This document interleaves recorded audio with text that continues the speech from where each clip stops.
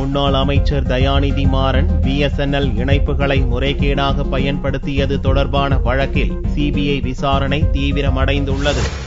முன்னாள் மத்திய அமைச்சர் தயாநிதி மாறன் BSNL இணைப்புகளை முறைகேடாக பயன்படுத்தியதாக CBI வழக்கு தொடர்ந்துள்ளது. சென்னை போட் கிளப்பில் உள்ள முன்னாள் மத்திய அமைச்சர் தயாநிதியின் வீட்டிலிருந்து அதிநவீன தொழில்நுட்ப வசதிகள் கொண்ட BSNL-இன் 323 இணைப்புகள் அங்கிருந்து அண்ணா அறிவாலயத்தில் இயங்கிய சன் டிவி அலுவலகத்திற்கு முறைகேடாக பயன்படுத்தப்பட்டதாக குற்றம் சாட்டப்பட்டுள்ளது. இதனால் 400 கோடி ரூபாய் அளவுக்கு இழப்பீடு ஏற்பட்டதாக எழுந்த புகாரின் அடிப்படையில் CBI வழக்கு பதிவு செய்து விசாரித்து வருகிறது.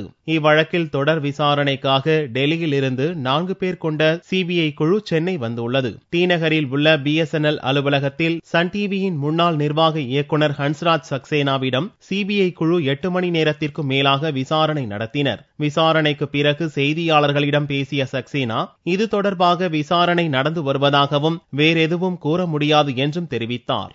Investigations are going on, but I am not in a position to reveal anything. Probably they will let you know officially. இதைத் தொடர்ந்து சன் டிவியின் முன்னாள் இயக்குனரான சரத்குமாருக்கு CBI அதிகாரிகள் சம்மன் அனுப்பினர். CBI அதிகாரிகள் முன் நேரில் ஆஜராகி சனிக்கிழமை அன்று அதிகாரிகளின் கேள்விகளுக்கு சரத்குமார் பதில் தந்தார். தன்னிடம் சில விளக்கங்களை அதிகாரிகள் பெற்றதாக சரத்குமார் கூறினார்.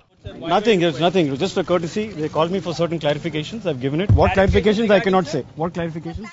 சன் டிவி நிர்வாக இயக்குனராக இருந்த சரத்குமார் பின்னாளில் கலைஞர் டிவி நிர்வாக இயக்குனராக பொறுப்பு வகித்தார் என்பது குறிப்பிடத்தக்கது. 2G அலைவரிசை ஊழல் வழக்கிலும் சரத்குமார் மீது குற்றம் சாட்டப்பட்டுள்ளது.